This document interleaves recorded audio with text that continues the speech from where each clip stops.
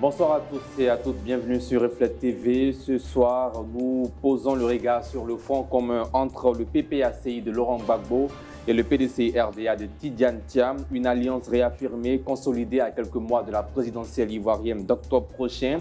Que cache ce rapprochement stratégique? Peut-il redessiner le paysage politique ivoirien ou n'est-il qu'un mariage de circonstances? Et surtout, quelles peuvent être les retombées concrètes pour la société civile? Voici autant de questions que nous nous interrogeons et qui seront répondues par nos consultants en plateau ce soir. Guillaume Bato, journaliste DG du quotidien Liberté. Bonsoir Guillaume Bato. Bonsoir Sidik. Et puis Eric Bayala, journaliste analyste. Bonsoir Eric Bayala. Bonsoir Sidik. Marcelin Niawa, analyste politique. Bonsoir. Bonsoir Sidik. Et puis un nouveau visage sur nos antennes, nouveau consultant d'Entre-deux News en la personne de Cédric Koné, juriste. Bonsoir à vous. Bonsoir Sidik. Merci d'avoir accepté de faire partie de cette aventure Entre-deux News. C'est moi qui vous remercie. Bien. Alors place au sujet du jour. Dans la première partie, nous parlerons de la portée politique de cette alliance PPACI, PDC-RDA et puis après la pub dans la seconde partie, il sera question de la portée sociale de cette alliance, si l'on existe bien sûr. À travers les réponses, nous saurons pourquoi cette alliance maintenant. Est-ce un positionnement stratégique ou un acte de survie politique? Cédric Koné, c'est la question qu'on vous pose. Merci Sidik.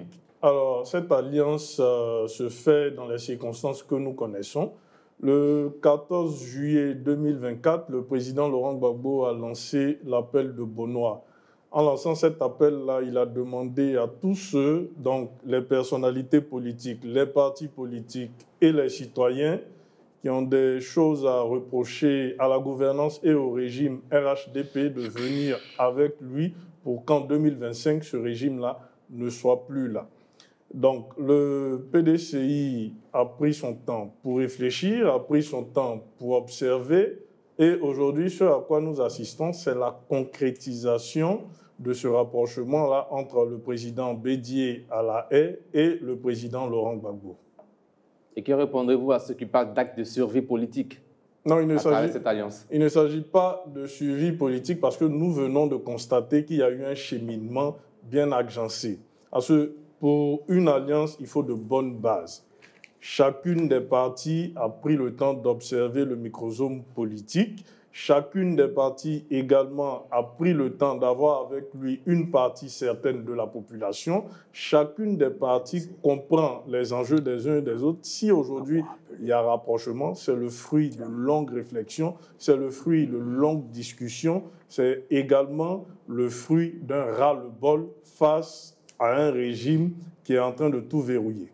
Bien. Marcelin Niawa, on se demande pourquoi maintenant, nous sommes pratiquement à 4 mois de la présidentielle, aujourd'hui, mercredi 25 juin, même si cette alliance a été actée il y a quelques jours. C'est 4 mois des élections. Pourquoi maintenant et pourquoi pas avant? Oui, mais il faut comprendre que l'appel de Beaunois avait sonné comme la lettre de la sentinelle démocratique. Et si c'est maintenant que le PDCI a compris, dans un souci de l'alternance politique, fatigué aussi de la souffrance des Ivoiriens, de répondre. Mais il faut savoir que l'intelligence politique recommande, la lutte politique réside dans la capacité des acteurs à faire la différence entre la contradiction principale et la contradiction secondaire. Je crois que le PDCI a fait le choix de la contradiction principale. C'est de lutter contre le RHDP qui refuse l'alternance politique, de lutter contre le RHDP, la CEI qui refuse de jouer un jeu franc.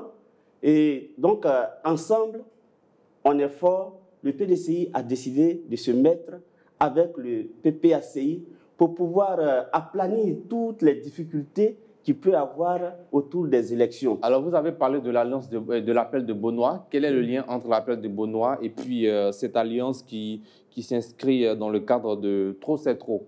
Non, c'est une logique. Il n'y a pas de différence. C'est une suite logique. Cet appel trop c'est trop, c'est un appel citoyen à tous les Ivoiriens, peu importe leur bord politique. Oui, peu importe, c'est un appel citoyen, mais qui a été élargi. C'est tout l'appel de Beaunois. Tout le monde doit se retrouver pour qu'ensemble, ils luttent pour pouvoir arracher, pour pouvoir faire advenir l'alternance démocratique. Bien, merci. C'est dans ce sens pour qu'un jour, chaque Ivoirien puisse avoir ce dont il aspire le mieux. Voilà. Guillaume Bato, réaction sur cette alliance, ce front commun, PDCI, PPACI? Je pense que c'est le résultat de la capitulation du PDCI. Je crois que le président du PDCI a jeté l'éponge. Et donc, ce qui reste du PDCI, le courant du PDCI qui ne veut pas soutenir M. Billon, donc pense pouvoir trouver son salut auprès du président Gbagbo. Mais moi, je pense que cette alliance, la conséquence politique, logique, c'est qu'elle va ouvrir un boulevard devant le président Ouattara.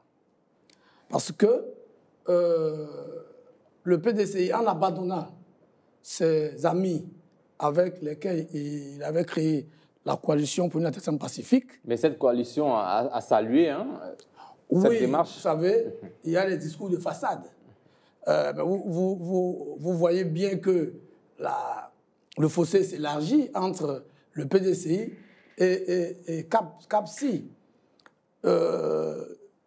CAPSI a fait un communiqué dans lequel il a salué la coalition, elle a salué donc cet attelage, cette alliance contre nature, mais en même temps, CAP, dans le même communiqué, continuait d'appeler les partis politiques, tous ceux qui veulent, à le rejoindre. Donc, établissait une sorte de concurrence entre elle et ce nouvel attelage contre nature entre le PPACI et le PDCI.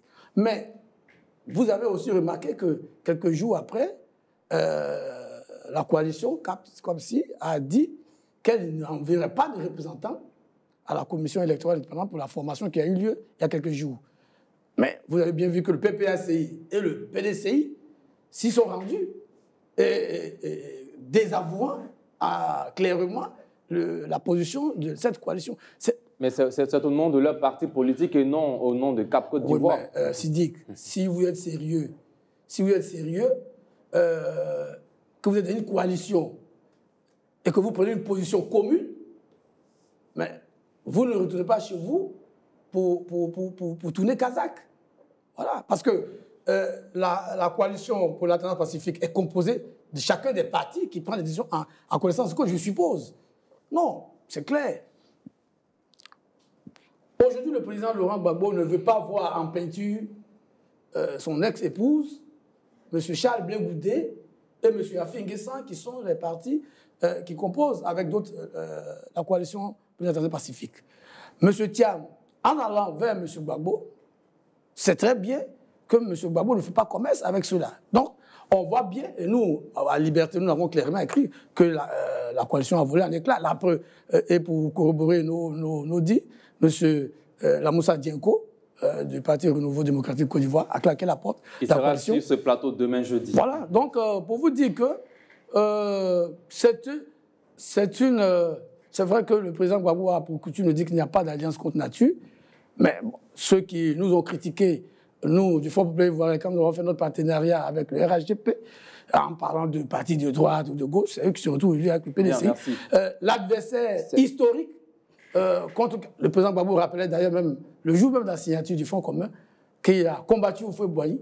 Alors moi, je me demande comment, avec cet héritage, on peut, dans tous les cas pour moi, 0 plus 0 égale 0. Merci Guillaume Bato. Éric Bayala, est-ce que vous voyez aussi une alliance contre nature, comme dit Guillaume Bato? Je ne pense pas qu'on peut dire que c'est une alliance contre nature, mais c'est une alliance de circonstances qui réunit deux entités qui n'ont pas la même vision.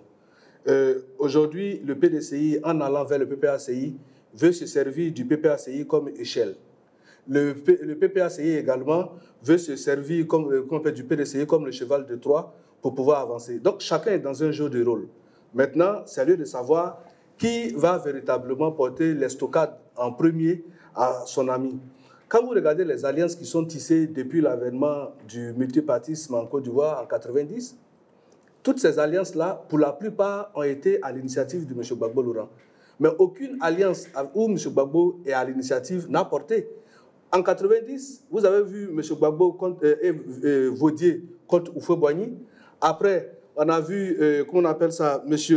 Gbagbo contre les choses qu'on appelle, je vois mes notes rapidement, il y a eu M. Gbagbo qui s'est allié également, comment on appelle, avec avec le RDA contre Bédié. Après, on a vu M. Gbagbo et la LMP se mettre ensemble contre Ouattara. Aujourd'hui, voici M. Gbagbo qui se met aussi contre le PDCI, contre Ouattara. Mais quand vous regardez toutes les alliances que M. Gbagbo a tissées avec les partis politiques ou des organisations de la société civile d'une manière ou d'une autre, elles se sont soldées avec un échec retentissant au compte de M. Laurent Gbagbo. Donc, cette alliance qui met en lumière, s'ouvre le front qui se veut commun entre le PDCI et le PPACI, pour nous, c'est une épée dans l'eau. Parce qu'en réalité, quel est celui qui en premier va tirer les dividendes de cette alliance? Ils portent ensemble un message. Le PDCI se rend compte qu'avec la CAPSI, il n'arrive pas à porter au mieux son combat. Il cherche donc une autre caisse de résonance plus volumineuse que celle avec laquelle il se retrouve au sein de la CAPSI. Et donc, le PPACI, avec le président Laurent Gbagbo, s'est dit, au lieu de travailler avec des micro-partis, autant me mettre en alliance avec le PDCI, de sorte à ce que je n'ai pas à voir dans le rétroviseur des personnalités qui étaient de mon boy hier, mais on ne peut pas se retrouver sur la même table. Pour revenir sur l'appel de Benoît, M. Laurent Gbagbo, en juillet 2024, a été le premier à lancer l'appel de Benoît à l'endroit des partis politiques. Le professeur Sébastien Daron-Dédié a été celui qui a été commis pour aller dans l'établissement des partis politiques pour faire comprendre le bien fondé de cet appel. Mais, résultat des courses, aucun parti politique n'a répondu à cet appel de Benoît. Mais pour donner une réponse retentissante à cet appel, les partis politiques de l'opposition se sont retrouvés au niveau de la CAPSI, loin du Front populaire ivoirien, du PPACI, qui s'est retrouvé pratiquement reclus, isolé et ignoré par l'appel que lui-même avait déjà lancé. Mais c'est aujourd'hui, à la faveur donc de la progression du processus, il se rend compte qu'il faut un allié entre griffes de poids avec lequel il peut peut-être donner de la voix pour se faire entendre. Mais malheureusement, les calculs internes au sein du PDCI ne sont pas les mêmes calculs internes au niveau du PPACI. Donc, chacun est dans un jeu de rôle.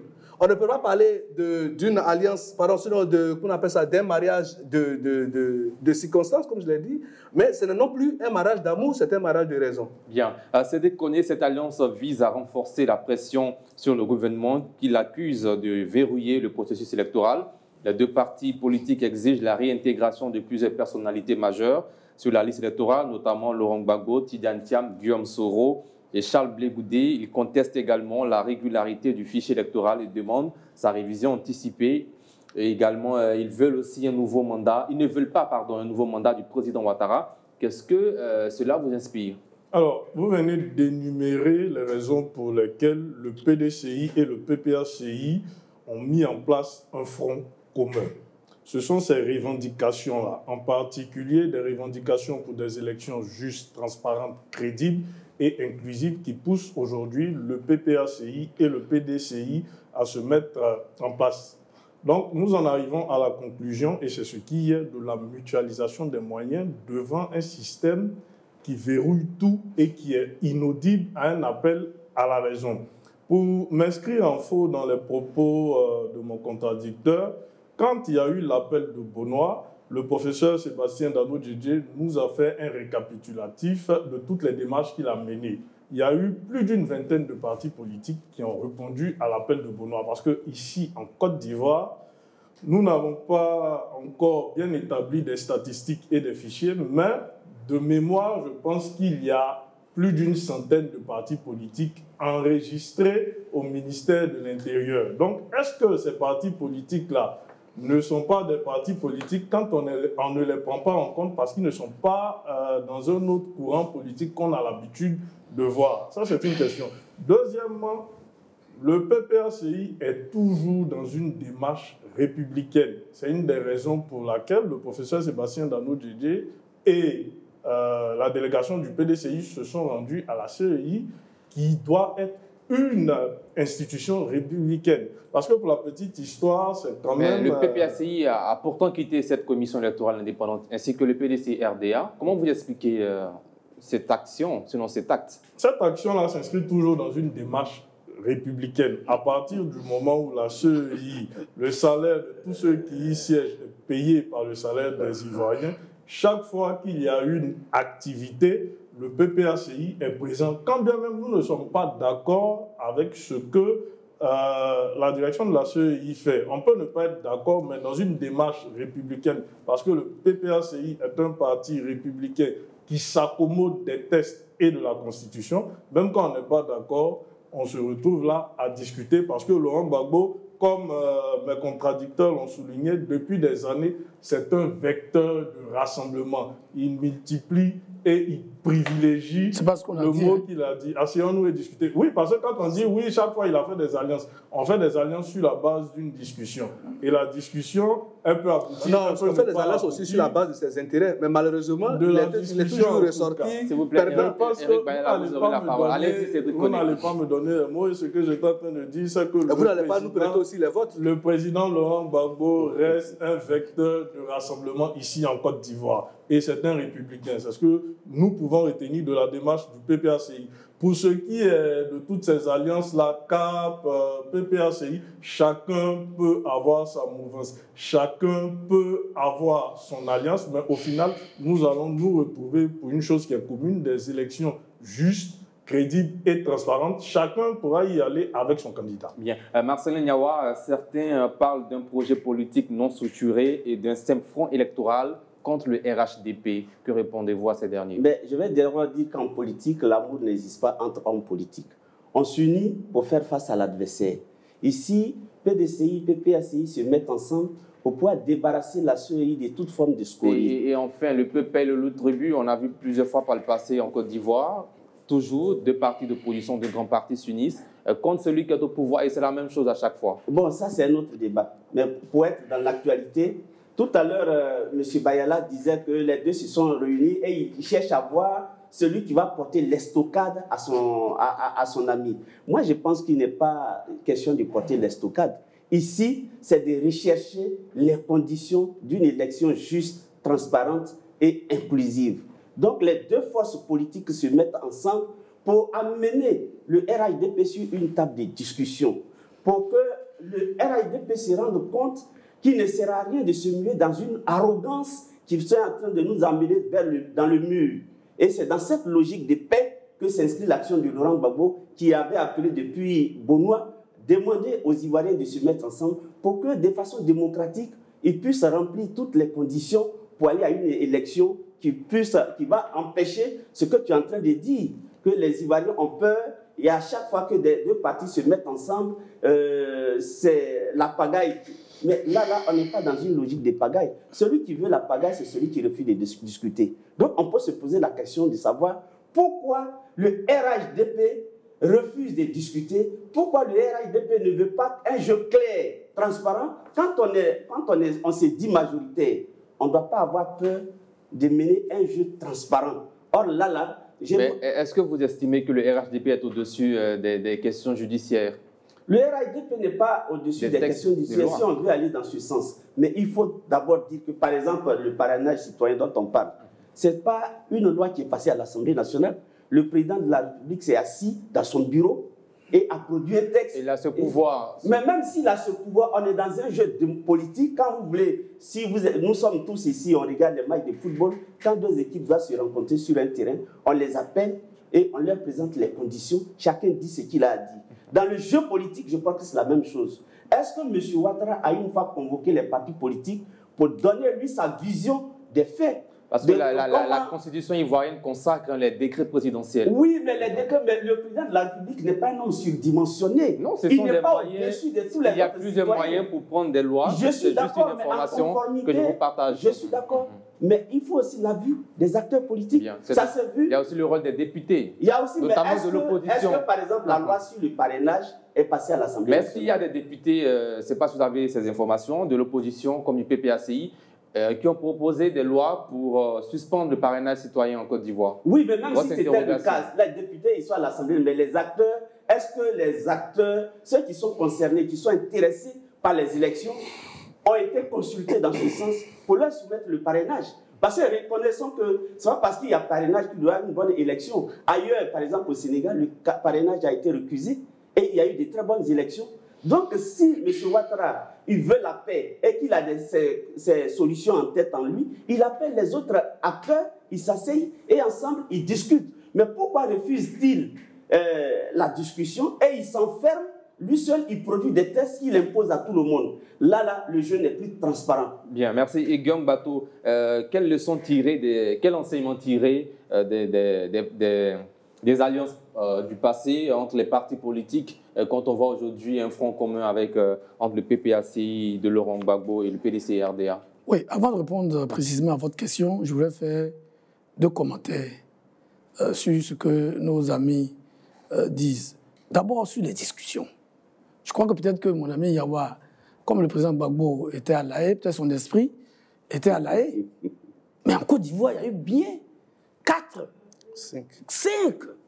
5 dialogues politiques, 5 séquences. Voilà. Donc, on ne peut pas dire sérieusement qu'il n'y a pas eu de dialogue politique en Côte d'Ivoire. On n'a pas dit, on dit qu'il faut dialoguer. La loi ne prévoit pas le nombre de dialogues qu'il peut y avoir dans ce pays. La loi ne prévoit pas le dialogue. Marcelin Niawa, s'il vous plaît, merci. Oui, cher ami Marcelin, je crois que on s'écoute. Hein, voilà. Il y a eu 5 séances de dialogue politique en Côte d'Ivoire. C'est vrai qu'au début, nos amis, comme je l'ai dit, avaient l'esprit tourné à La Haye, donc ils ne savaient pas ce qui s'est passé en Côte d'Ivoire, et qu'ils se sont acclimatés qu'à partir du retour du président Gbagbo en 2021. Mais je rappelle que la dernière phase du dialogue politique, justement, qui a eu lieu en 2022, le PPACI y a participé, le ministre Kone Katina et d'autres y ont participé. Et le parrainage citoyen dont il parle est justement issu. Ce sont des propositions qui ont été faites à ce dialogue politique parce que beaucoup d'acteurs, je ne sais pas à l'époque ce qu'en pensait le PPACI, mais bon, c'est pas très grave. Beaucoup d'acteurs ont estimé que l'élection présidentielle étant la mère des élections, il fallait faire en sorte que ceux qui aspirent à dire notre pays aient quand même eu un ancrage national. Il y a eu le débat. Il y en a qui ont proposé le parrainage des élus, notamment les conseillers municipaux, conseillers régionaux et les députés et les sénateurs. Et il y en a qui ont proposé le parrainage citoyen et, en tout cas, la majorité des acteurs, société civile et partis politiques qui ont participé à ce dialogue politique a estimé que le parrainage citoyen ne pouvait pas être biaisé. Voilà. Donc, et quand il dit que le président de la République s'est enfermé, bon, ça, je lui laisse ses propos. Deuxièmement, M. Kone dit que le PPACI est des partis républicains et le PPACI démissionne de la CEI. Et je ne sais pas si en ce moment il oublie qu'il est républicain et il revient. Non, on voit bien le jeu du PPACI. Je le dis, ce front commun n'en est pas un. Le PPACI et le président Laurent Gbagbo sont aujourd'hui les alliés les plus objectifs du président Ouattara. Oh, ils essaient de cacher leur jeu, mais tout ce qu'ils font aujourd'hui contribue à désorganiser la stratégie, si ça dit il y en a, de l'opposition et à affaiblir l'opposition. Ce sont les amis du PPACI seuls et ceux qui les suivent qui ne voient pas. Mais aujourd'hui, l'objectif clairement affiché, c'est de s'aimer le trouble, de désorienter, en fait, ce que j'ai dit plus précisément. Désorienter parce que vous, particuliers républicains, vous claquez la porte de la commission électorale indépendante, vous la traitez de tous les noms d'oiseaux. Et le jour, chaque fois qu'elle vous appelle, vous vous pointez. Bon, il y a un problème de cohérence dans la démarche. Mais bon, on laisse nos amis. Mais je dis, actuellement, pour revenir à votre question, les alliances, M. Kone a dit que le président Gbagbo est vecteur de rassemblement. Mon co-débatteur de gauche a rappelé les alliances auxquelles le président Gbagbo a participé depuis la coordination de la gauche jusqu'en 2010. La coordination de la gauche, en 90, face à Houphouët-Boigny, il s'est entendu avec ses camarades. Francis Vaudier, paix à son âme, Zadie Zaouou, paix à son âme, Réachi Koma et autres, pour ne pas aller à l'élection présidentielle. Mais après, il a tourné Kazakh, il y est allé, seul. Le Front républicain. Il y a eu d'abord en 95. Oui, je parle du Front républicain en 95. Oui, le Front républicain avec le RDA. Quand il y a eu le coup d'État le Front républicain a volé en éclats. Il a eu une alliance de circonstances avec les militaires. Parce que n'oubliez pas quand même qu'il y avait beaucoup de cadres du Front populaire ivoirien à l'époque Dans la transition. dans la transition militaire. Mais l'alliance, avoir des tactiques avec le général Guillaume Père son âme, n'a pas fonctionné jusqu'au bout. Aujourd'hui, mais quand il a créé EDS, Ensemble pour la démocratie, etc. Bon, on ne sait pas où cette alliance en est aujourd'hui. Il est avec le PDCI aujourd'hui. Mais moi, je souris parce que, historiquement, le PDCI est l'adversaire du président Gbagbo. C'est lui qui parlait du serpent qui n'est pas mort. Et c'est lui qui ne se prive pas de rappeler tout le temps tout son combat qu'il a mené contre le président Houphouët-Boigny. Donc, je pense que cette alliance, non seulement elle est contre nature, mais c'est un attelage qui n'a aucune consistance, parce que la conséquence, comme le PDCI et le président Laurent Gbagbo sont historiquement des adversaires, une bonne partie des militants du PDCI qui ne se reconnaissent pas dans cette alliance va se tourner vers le ministre Jean-Louis Billon, qui va être l'un des bénéficiaires. Parce que le PDCI et M. Gbagbo sont, j'allais dire, génétiquement incompatibles. Merci, Guillaume Bato. Eric Bayala, le Front commun est-il équilibré ou l'un des partis prend-il le dessus, selon votre lecture? Oui, mais d'abord, avant de répondre à cette question rapidement, je voulais rappeler à l'endroit de M. Cédric qui disait que le professeur Dano Didier a fait le point, certainement sans les médias, aux militants donc, du PPACI, des différentes rencontres qu'il a eues avec d'autres partis politiques. Mais si tant est-il que ces partis politiques avaient du coffre, ils auraient dû faire un compte rendu aussi retentissant que l'alliance qu'ils ont fait avec le PDCI. Parce que c'est sur ce plateau que nous apprenons qu'il y a eu des partis politiques, sinon une vingtaine, qui ont répondu à l'appel de Benoît. Mais lesquels? C'est-à-dire que le PPACI n'est même pas fier des partenaires qui ont répondu à cet appel au point qu'il n'a pas trouvé nécessaire de faire un communiqué ou de le faire connaître par l'opinion. Il n'y a eu personne. Ça, c'est clair.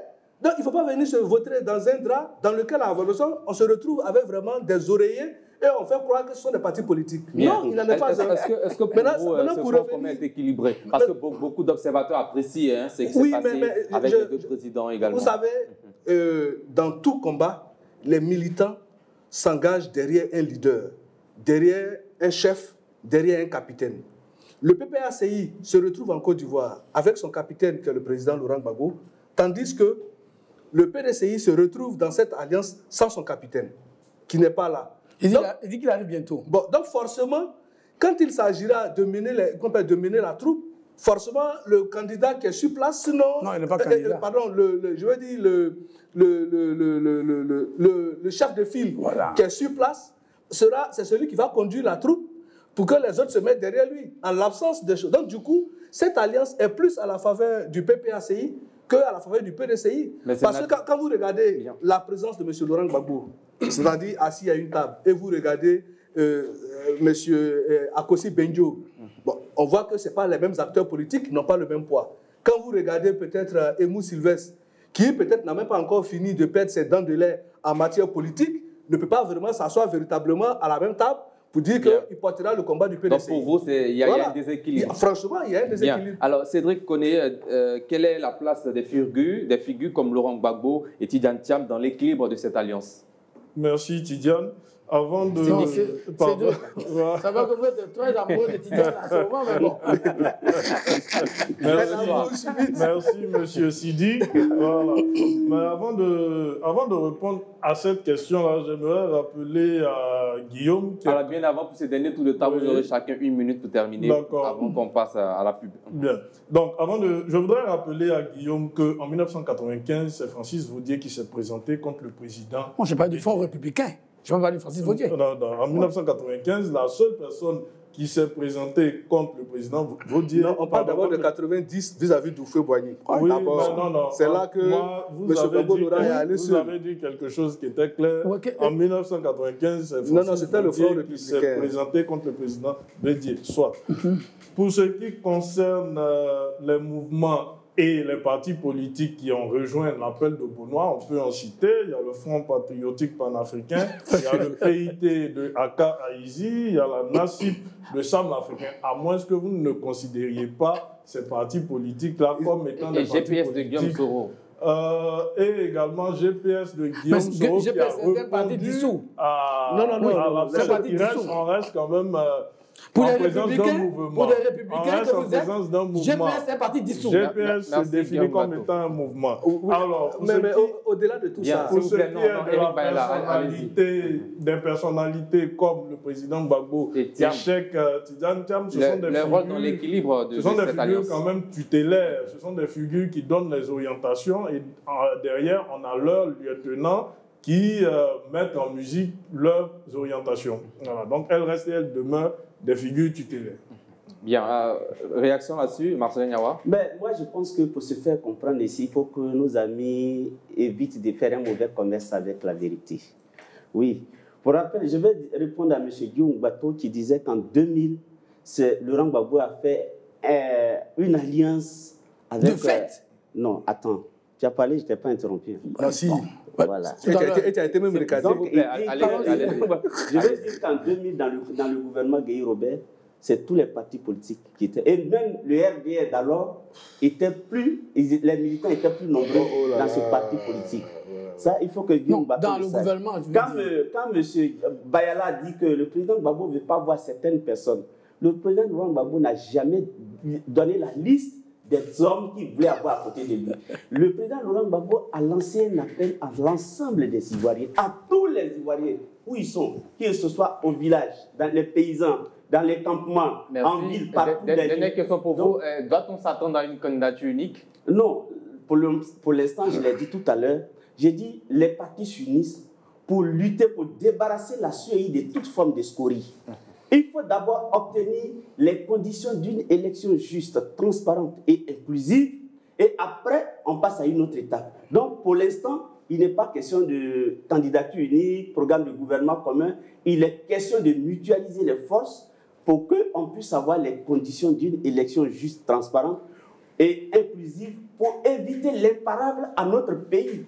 Pour éviter ce que vous avez dit tout à l'heure, ce qui s'est arrivé en 2010-2011. Il faut sortir des cendres de cette crise de 2010-2011. Et on s'étonne toujours que le RHDP n'entend pas ce discours d'apaisement que l'opposition lui envoie. Guillaume Bateau, Eric Bayala, 1 minute chacun pour terminer. Oui, bon, d'abord, deux choses. Moi, je crois que nos amis du PDCI et leurs alliés, leur nouvel allié de circonstance, le PDCI, se font peur. 2010, on peut dire qu'on avait en face deux forces d'égale valeur, on va dire ça comme ça. Mais en 2025, on a une force dominante qui est le RHDP. Et une force bon, pour ne pas chercher un mot trop méchant, mais je veux dire, une force qui se cherche, qui est l'attelage PDCI, PPACI. Donc, je l'ai dit sur un plateau chez un confrère qu'il n'y aura pas de crise en 2025 faute de combattants. Voilà. Parce que l'attelage PPACI et PDCI, comme je l'ai dit, si vous mettez trois bras cassés ensemble, quand on est sûr de sa force, on ne fait pas de découpage en sa faveur. Non, il n'y a pas de découpage. Le découpage qui est là... Depuis 2011, le découpage était en la faveur du RDR. Nos amis, il ne faut pas qu'ils se fassent peur. Ils n'ont pas les moyens de provoquer une crise en 2025. Bien, Eric Bayala pour terminer. Oui, je termine rapidement en disant que nous sommes en politique. Nous ne sommes pas en train de parler d'une association de coopératives agricoles. Donc, la seule jauge du poids d'un parti politique, ce sont les élections. Les partis que vous avez cités n'ont aucune représentation en Côte d'Ivoire.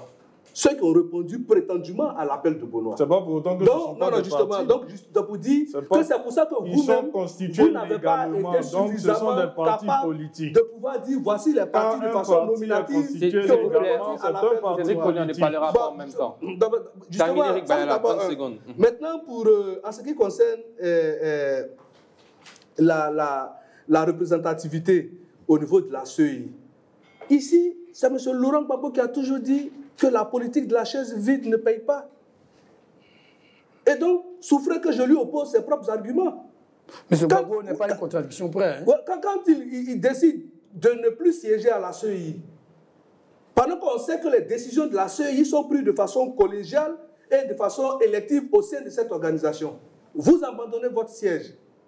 Et quand on dit cette organisation pour laquelle vous dites que vous ne reconnaissez plus sa crédibilité organise des rencontres, comme par enchantement, vous trouvez le coffre à y participer. Mais c'est l'hôpital qui se fout de la charité. Bien, merci Eric Bayala. Chers téléspectateurs, nous marquons juste une courte pause. On revient juste après pour la suite de ce débat. Voilà, de retour de la pub, vous suivez Entre deux News, votre émission d'analyse de l'actualité ivoirienne et internationale. C'est du lundi au jeudi à partir de 19h50. Ce soir, nous parlons de la portée politique et sociale de l'alliance PPACI, PDC, RDA à travers le front commun qui a été signé la semaine dernière. Et dans cette seconde partie, nous parlons maintenant de la portée sociale de cette alliance. Question adressée à Marcel Niawa, ce front commun répond-il aux attentes sociales des Ivoiriens ou s'adresse-t-il uniquement aux militants des partis politiques? D'accord.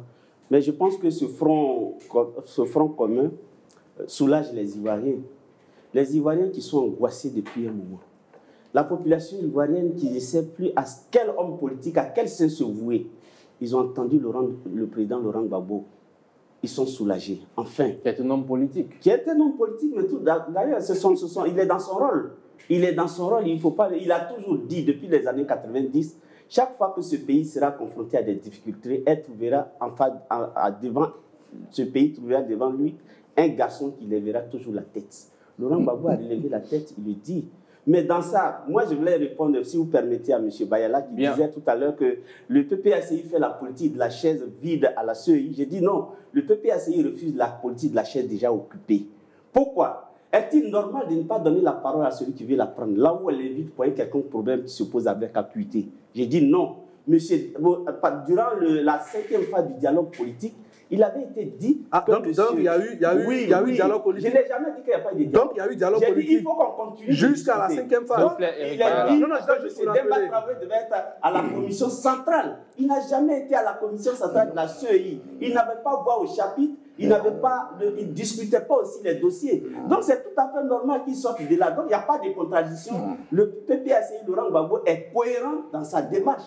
Voilà ce que je voulais relever. Maintenant, compte tenu du point de vue de la population, je pense que le jour du lancement de Trop c'est trop, vous avez vu tous les déflaqués des sociétés, tous les déguerpis qui sont venus, qui ont exprimé leur joie de voir au président Laurent Gbagbo cette force qui les soutient. Désormais, ils ne sont plus seuls. La femme de Gesco disait, en coulant les larmes, nous, depuis fort longtemps, nous avons cherché le visage de Laurent Gbagbo. On ne savait pas où le trouver. On l'a trouvé aujourd'hui, nous sommes apaisés. Nous pouvons bien dormir. Donc, le problème est réglé alors. Non, mais déjà même le fait d'avoir un tuteur pour pouvoir les écouter, quelqu'un qui peut leur donner, c'est déjà un début de solution. Bien. Alors Cédric Koné, on se demande aussi quelle est sa crédibilité face aux urgences sociales en Côte d'Ivoire. Notamment la vie chère dont parle l'opposition politique, le chômage des jeunes et le service public aussi. Quel est l'apport de ce fonds commun à ces questions?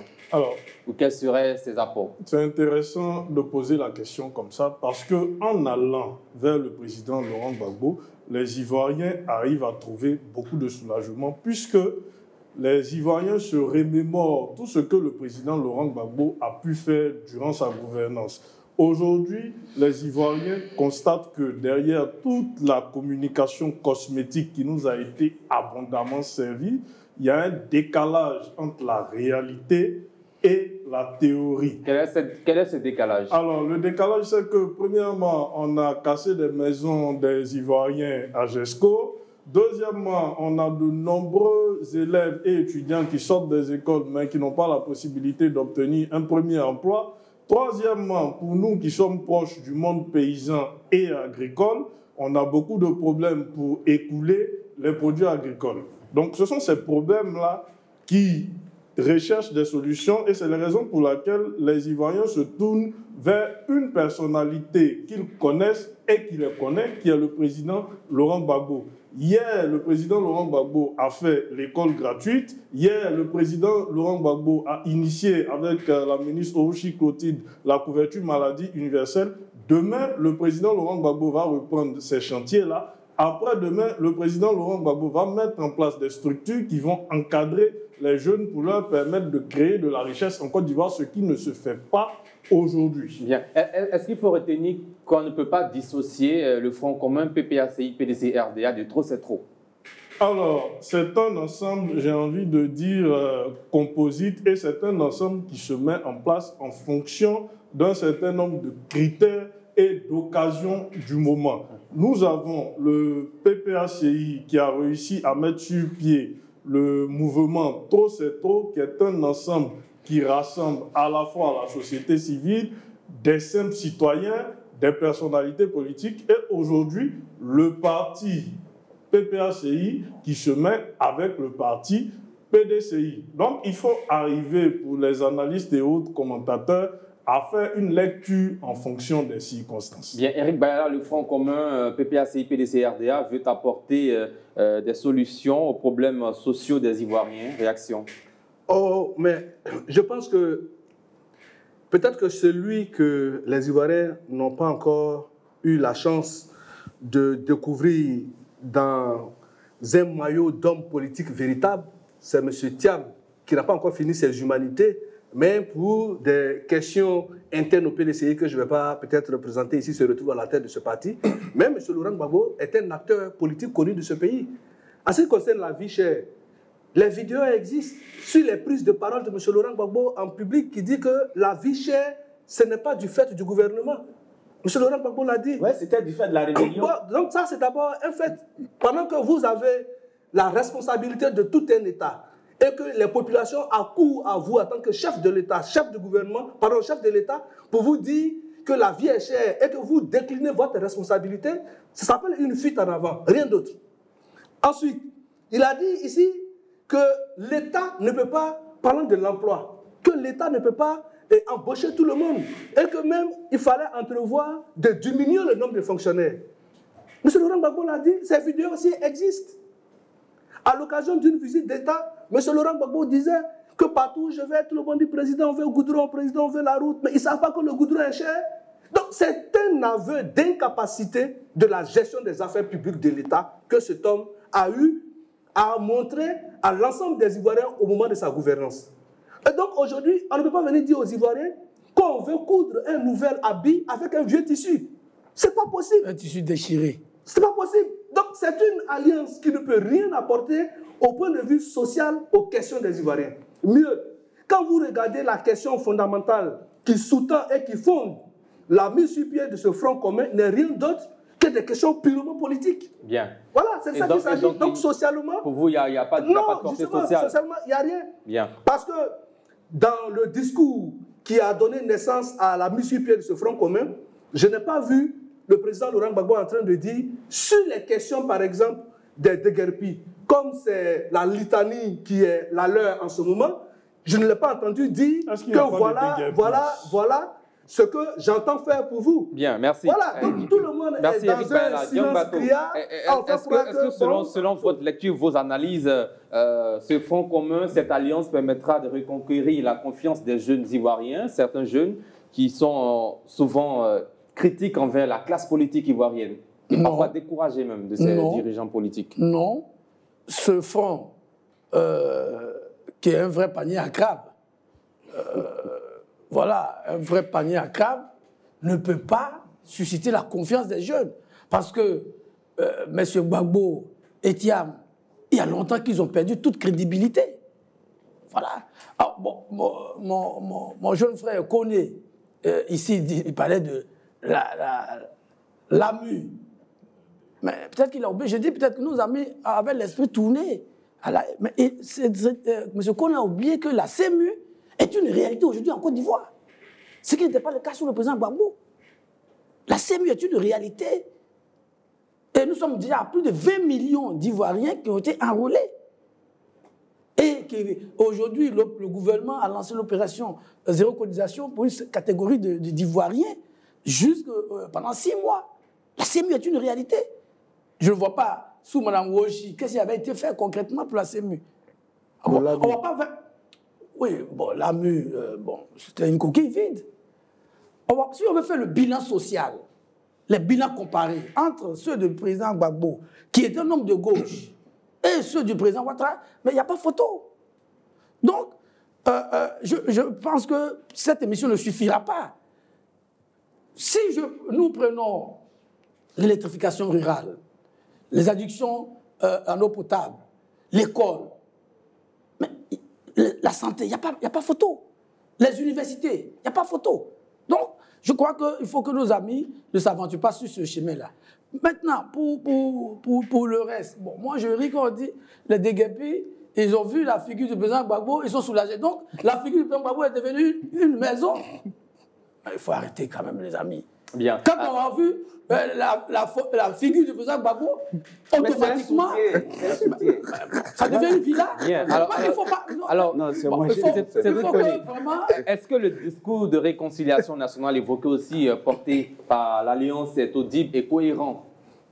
Bien évidemment que le discours de réconciliation qui est porté par ce front commun-là est cohérent. Parce qu'il s'agit de se poser cette question. Oui. Est-ce que l'inéligibilité de Laurent Gbagbo, Charles Blé Goudé, Guillaume Soro et bien d'autres cadres politiques, leaders politiques, entachent à la réconciliation nationale en Côte d'Ivoire? Alors, pour ce qui est de l'éligibilité ou l'inéligibilité au PPACI, ce que nous savons, c'est que c'est le Conseil constitutionnel, lui et lui seul, qui sera appelé à dire qui peut être candidat et qui ne l'est pas. Mais je voudrais rebondir rapidement sur une expression de Guillaume qui me plaît beaucoup. Quand il parle de panier à crabe, quand aujourd'hui il vient demander le bilan du président Laurent Gbagbo, j'ai envie de dire à mon très cher ami Guillaume que pendant que le président Laurent Gbagbo était aux affaires, il a eu 8 gouvernements. Dans tous ces gouvernements, depuis 2000 jusqu'à 2011, on a retrouvé le RDR, dont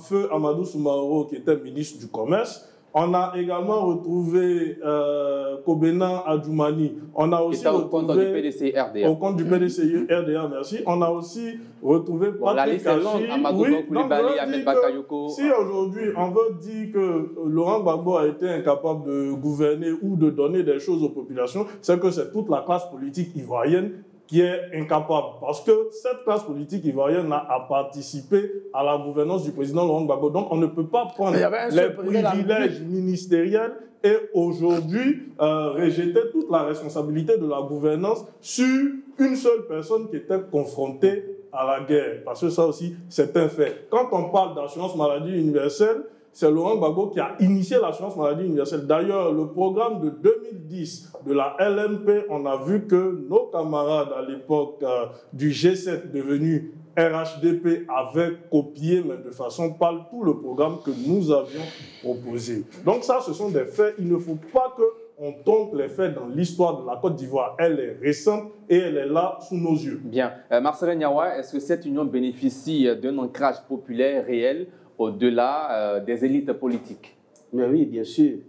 Qu'est-ce qui vous fait dire cela? Mais Laurent Gbagbo a lui-même déjà, c'est comme je le dis toujours, il a la sociologie, toute la population est avec lui. Toute la population avec lui, mais permettez que je réponde quand même à... Je rappelle que c'est le dernier tour de parole qui a commencé par se déconner, c'est 8 minutes chacun pour terminer. D'accord. Donc, utilise ta minute de me répondre. Oui, c'est pas grave. Je veux dire que tout à l'heure, il a parlé du discours du président Laurent Gbagbo. Mais vous ne répondez pas à la question. Mais je vais dire, laissez-moi répondre. Je vous réponds quand je le dis.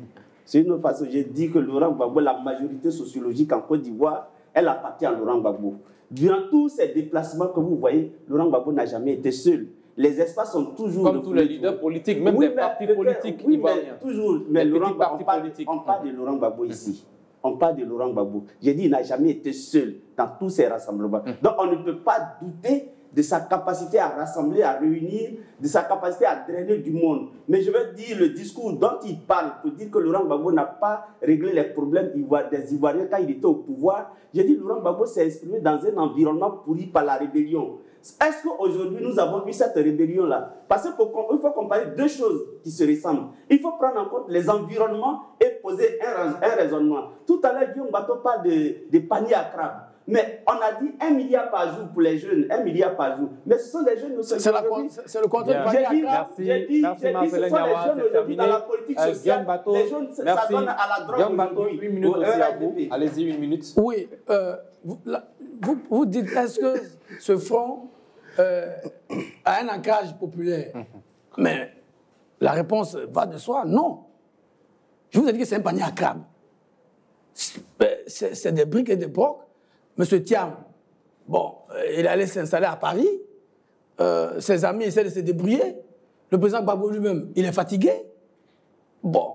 Il est fatigué, ça c'est personnel. Ça c'est personnel. Je ne sais pas. Est-ce que Gbagbo est médecin pour nous dire que le président Gbagbo est fatigué ou s'il vous plaît, allez-y, viens. On n'a pas besoin d'être médecin. Quand vous regardez le président Gbagbo... Il est fatigué. Non, s'il vous plaît, Guillaume Bateau, on ne parlera pas de son état de santé, s'il vous plaît. Non, allez-y, répondez à la question. Je n'ai pas parlé de sa santé, je dis qu'il est fatigué. Sinon, on a vu des hommes fatigués avec des bipés aussi.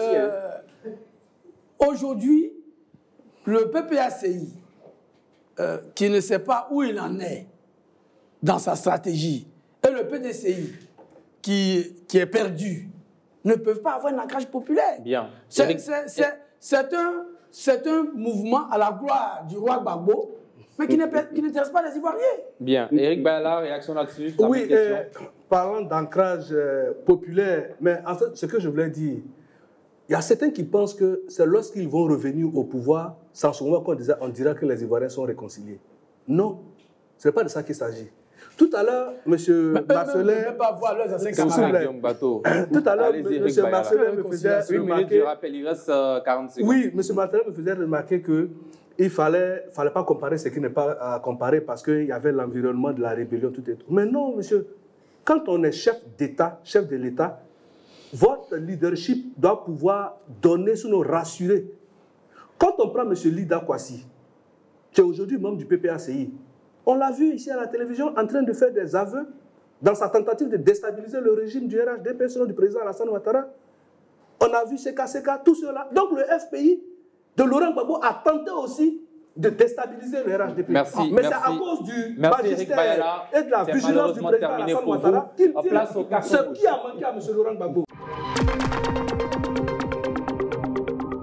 Le carton rouge, c'est la rubrique dans laquelle nous faisons des coups de gueule sur des sujets de société, d'actualité, d'ici et d'ailleurs. Le premier carton rouge de cette émission avec Guillaume Bateau.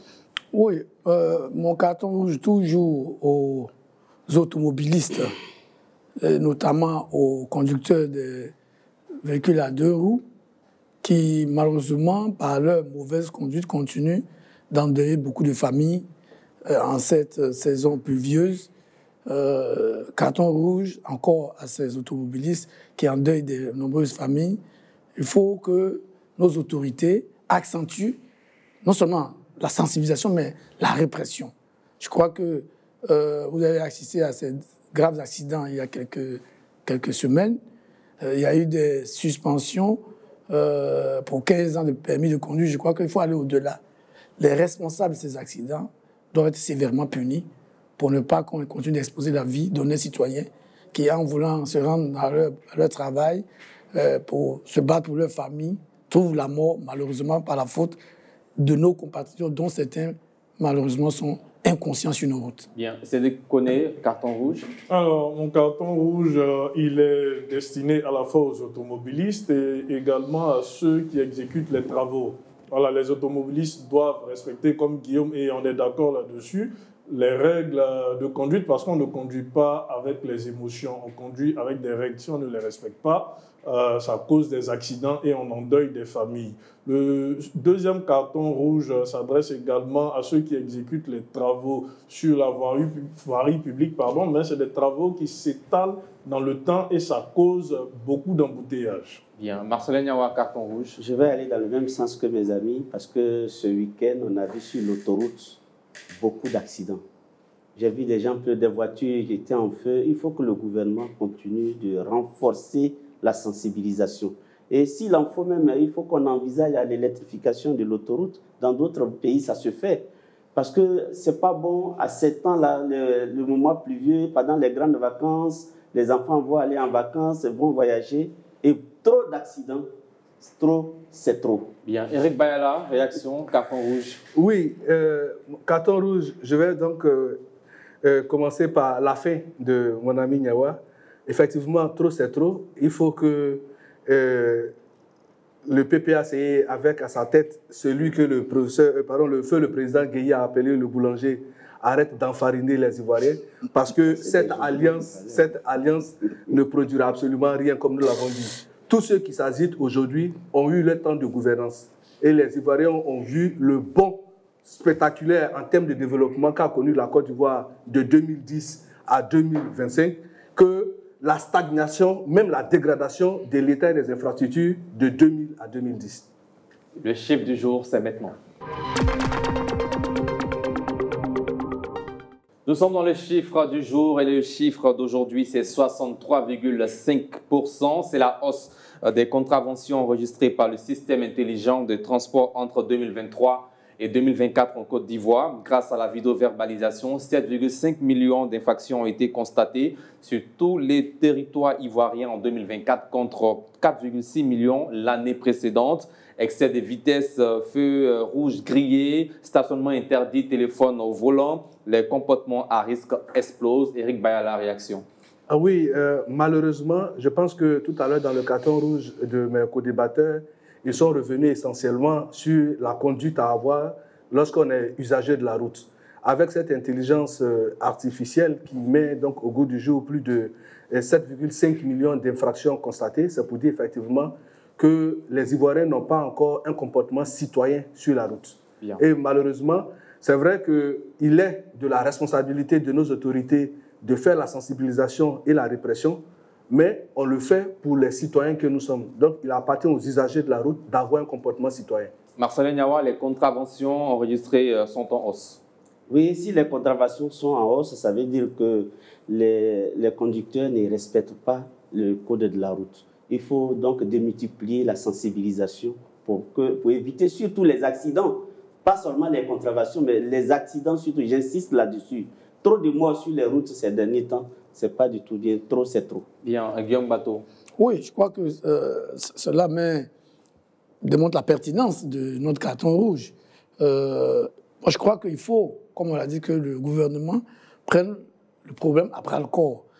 Beaucoup de choses, beaucoup de réformes sont faites, elles sont à saluer, mais on voit bien qu'elles ne suffisent pas encore. Je crois peut-être qu'il faut corser les contraventions, peut-être qu'il faut corser les amendes et les peines même privatives de liberté, pour que, quand chacun se retrouve au volant, se dise qu'un mauvais comportement de ma part peut m'amener en prison ou m'amener à payer une amende très lourde. Parce que je vous assure que c'est vraiment déchirant de voir chaque fois des familles endeuillées et pratiquement tous les jours. Cela est intolérable. Je pense que nos autorités doivent sévir. Je crois que beaucoup de sensibilisations ont été faites. On a aujourd'hui les moyens modernes de contrôle. Il faut passer à la sanction. Bien, c'est dit connu, les contraventions sont en hausse de 63,5%. Ce que ça m'explique, c'est qu'il faille accentuer la sensibilisation auprès des automobilistes. Il faille aussi laisser le système fonctionner parce que très souvent, on constate que là où il y a des embouteillages, c'est parce qu'on empêche le feu de fonctionner normalement. Le feu est rouge, on demande aux automobilistes de passer. Voilà. Donc, du coup, dans le comportement et dans la posture des automobilistes, il y a des choses qu'ils ne peuvent pas intégrer. Tant qu'on ne va pas laisser ce système-là fonctionner correctement, il y aura un dérèglement.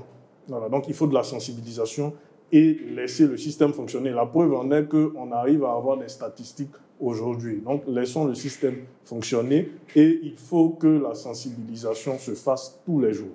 Merci Cédric Koné, Marcelin Nyawa, Eric Bayala et Guillaume Bateau. Chers téléspectateurs, merci à vous aussi d'avoir suivi cette émission. Merci à toutes les équipes techniques et rédactionnelles qui ont contribué à la réalisation de cette émission chapeautée par Maxwell Begré. Rendez-vous demain à 19h50 pour un autre numéro d'Entre deux News. Que Dieu veille sur vous et sur la Côte d'Ivoire. Bonsoir.